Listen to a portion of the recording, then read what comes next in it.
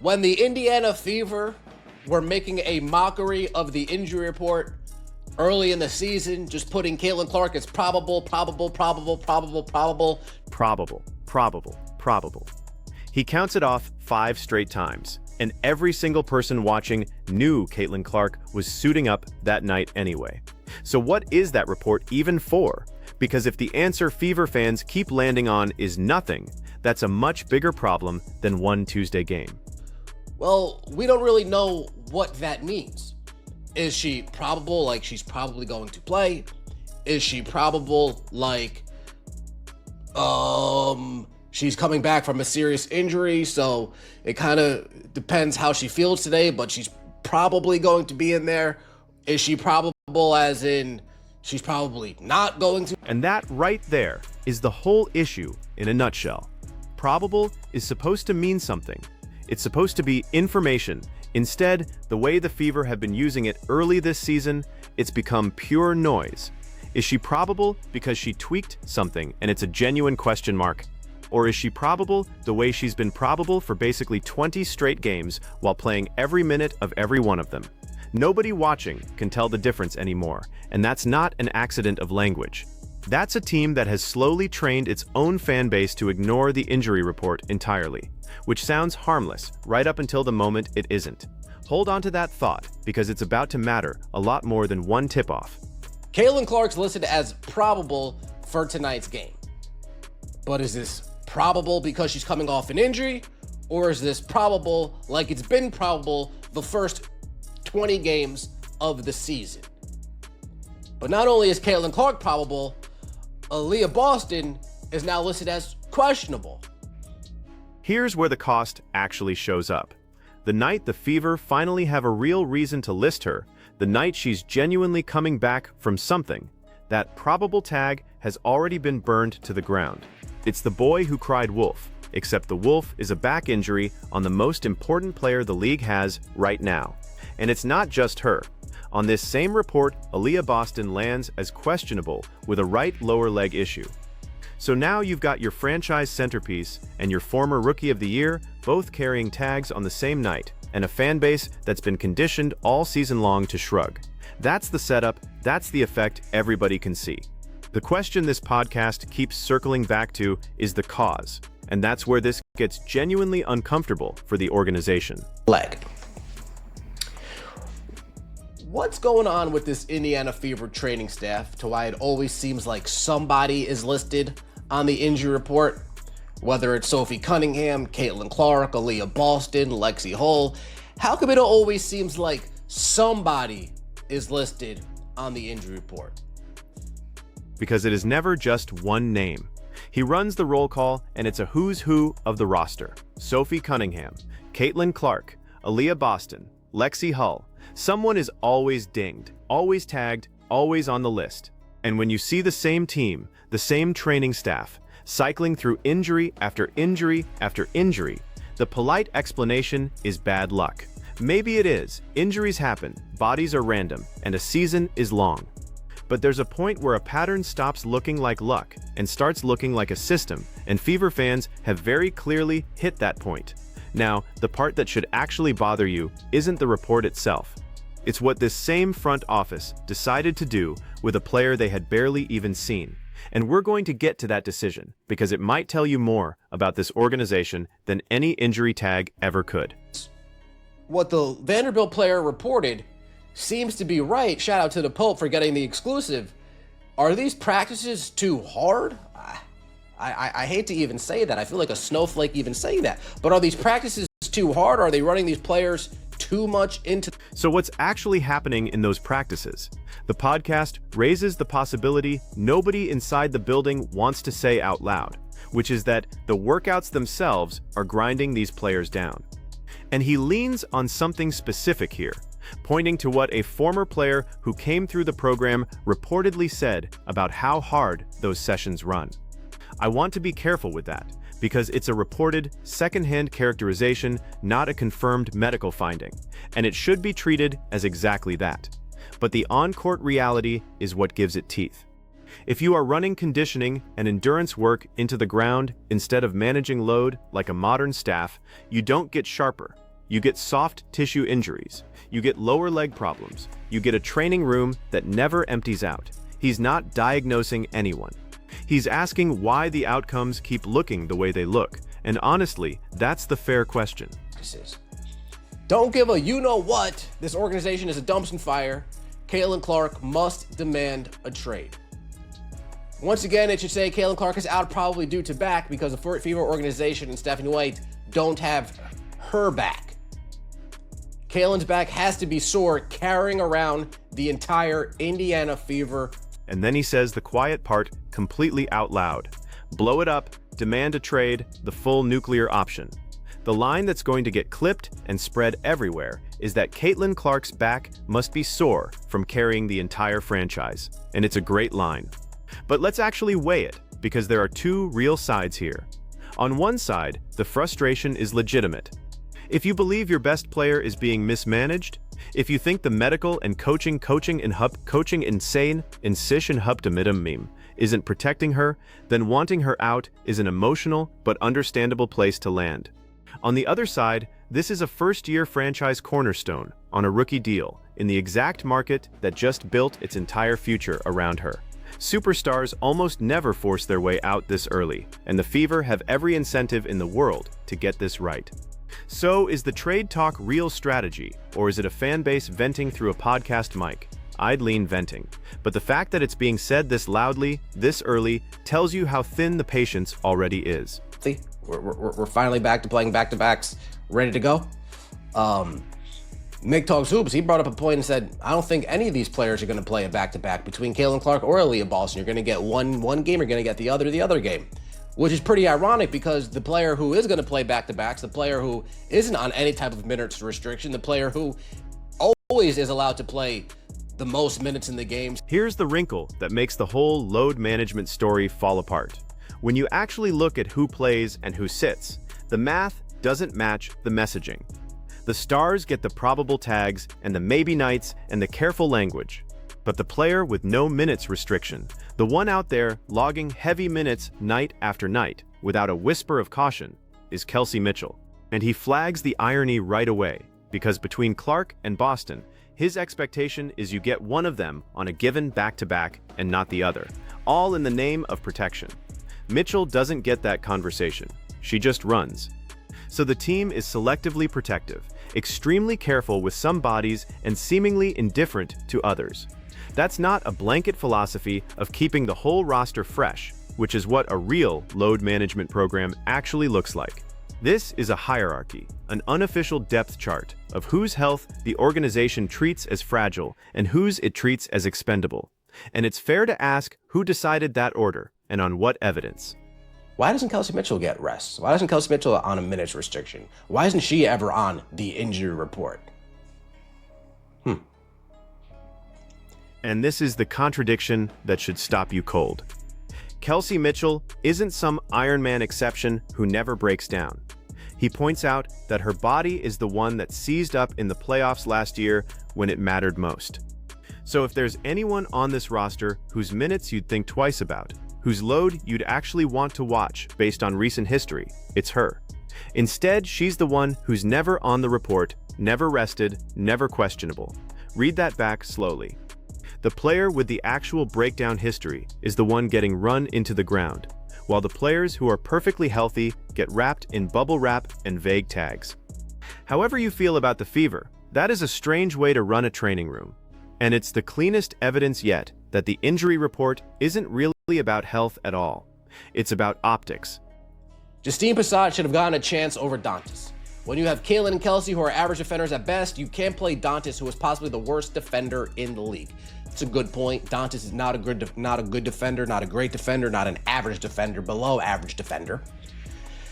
The problem, the most annoying part about this is that Justine, we didn't even get a chance to see her. Now the story turns, because this stopped being only about who's hurt and became about who the Fever are willing to just let walk.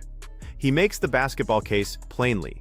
When your backcourt of Caitlin Clark and Kelsey Mitchell are, by his read, average defenders at best, you cannot also hand major minutes to Damiris Dantas, who he calls one of the worst defenders in the league. That's the context for the move that lit the fuse. The Fever, according to the news this podcast is reacting to, released Justine Pesset. And his frustration isn't even really about Pesset's ceiling. It's that nobody outside the building got the chance to see it. They'd watched Dantes for 2 full years. They gave her the benefit of the doubt. And the young player, the unknown, the one who might actually be an upgrade, is the one shown the door before anybody could judge for themselves. Move on from Dantes. Why are we just focused on the now? Players don't want to come to Indiana.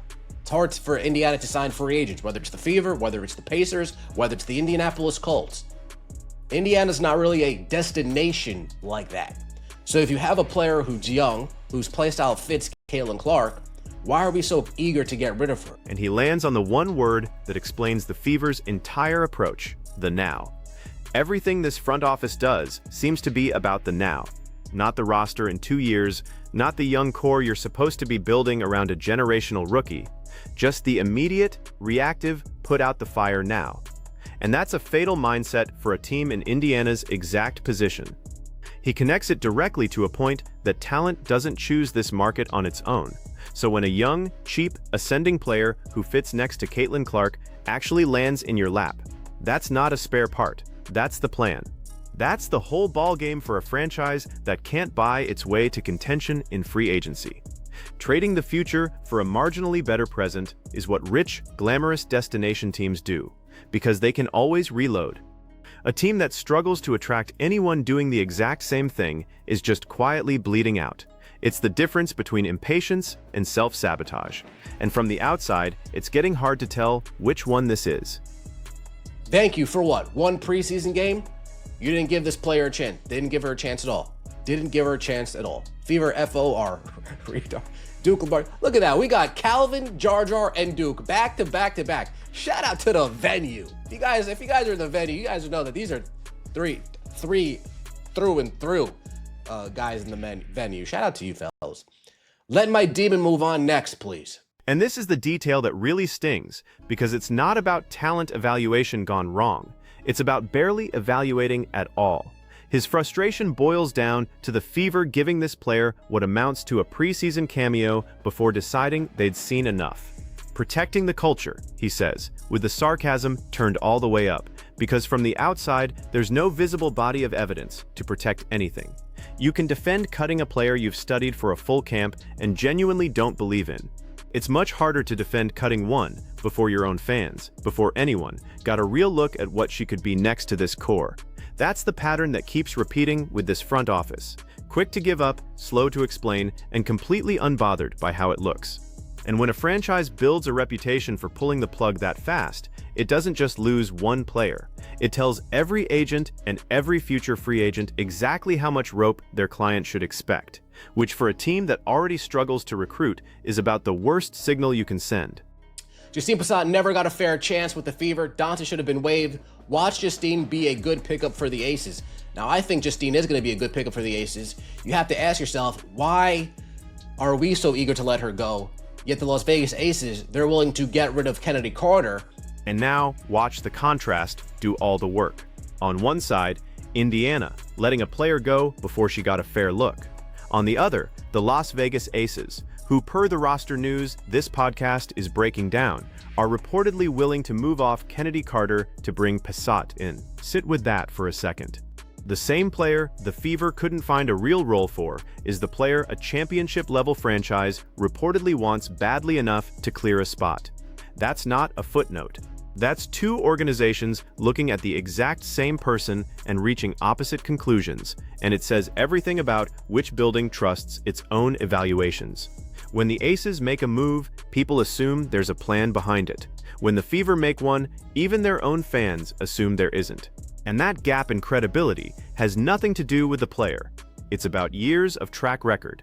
And right now, those track records could not be pointing in more opposite directions. Now, Kennedy Carter, folks, I made this analogy. I'm not sure how many of you follow football. Kennedy Carter is now striking me as the Josh Gordon of the WNBA. She is the Albert Hainsworth of the WNBA. She is turning into the Antonio Brown of the WNBA. Somebody with all the promise in the world, all the potential in the world, yet in between the ears just can't seem to get it right. But the Kennedy Carter piece deserves its own beat because it's a genuinely wild situation. He reaches for football to explain her, and the names he picks are loaded. Josh Gordon, Albert Haynesworth, Antonio Brown. Every one of them a player with all the talent in the world who kept getting in his own way. Those are his comparisons, his opinion, so take them as pointed commentary and not a scouting report. He even floats where she goes from here, half joking she's headed back to margaritas and tequila, which is obviously him riffing rather than reporting anything real. But the underlying read is hard to argue with. Carter is the kind of player who can drop 25 off the bench in limited minutes, a genuine scoring threat, and yet here's a title contender reportedly deciding she's not worth the trouble.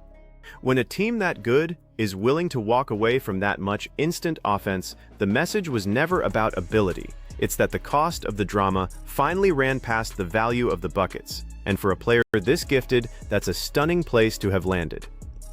Team chemistry probably played some part. Absolutely no reason to waive her other than vibes. The league is weird. You dragged her out of China just to drop the bag. Very interesting. Now, in my opinion, the Las Vegas Aces got much less scary letting Kennedy Carter go. And listen to how he frames the actual reasoning, because it's telling. His rid is there's no real basketball justification to waive her other than vibes, that team chemistry probably plays a part, and that the league is just weird. Now strip the humor out of that. What he's describing is a contender deciding that a locker room dynamic outweighs raw production, and openly admitting a team couldn't manage that kind of talent without friction. He even points out the irony of it, that a franchise reportedly went and got Carter all the way out of China only to move the bag right back out again. Front offices don't usually make moves like that lightly, so when one does, the read is that the intangibles got loud enough to override the box score. That's the part that quietly connects both halves of this whole story. Whether it's Indiana cutting a player nobody outside the building got to see, or Las Vegas walking away from a bench scorer they went to real trouble to acquire. The common thread is chemistry and control winning out over pure talent. Two very different franchises, making the same kind of bet at the same time. They got much less scary leaving Kennedy Carter go. When you got somebody like Kennedy Carter coming off the bench, someone who could drop 25, 30 off the bench in limited minutes, you get rid of that. You get rid of that type of production. That's one lethal scorer. That's one threat that other teams don't need to worry about. So here's where it all ties together, and it's bigger than any one injury tag. His read is that the Aces got less scary letting Carter go, because you're removing a player who could detonate for 25 or 30 on any given night. And that kind of instant offense does not grow on trees. He's right that it's a real loss. But the flip side he lands on is that Las Vegas now has a floor spacer who can pull double teams off Aja Wilson and a cleaner room to do it in, and they made that trade-off on purpose. Whether the bet pays off, we'll find out. The point is, they had a clear philosophy and they acted on it without flinching. Now put the two franchises side by side, because that's the real story this entire video has been building toward. The injury report that means nothing. The stars wrapped in bubble wrap, while the one player with the actual breakdown history runs every single night. The young player cut before anyone outside the building even saw her. It was never really about bad luck or one probable tag. It's about an organization that doesn't seem to trust its own plan, sitting one time zone away from a franchise that trusts almost nothing but. The Fever have the most magnetic player this sport has produced in a generation. And the open question, the one that actually matters, is whether the building around her is capable of not wasting it. So you tell me, is Indiana a dysfunctional mess that Caitlin Clark should eventually want out of, or is this just a young team taking its early season lumps on the way to figuring it all out? Drop your verdict in the comments. Tell me straight up if I'm being too hard on this front office. And if you want the next breakdown, the moment this roster makes another move, hit subscribe so it doesn't slip right past you.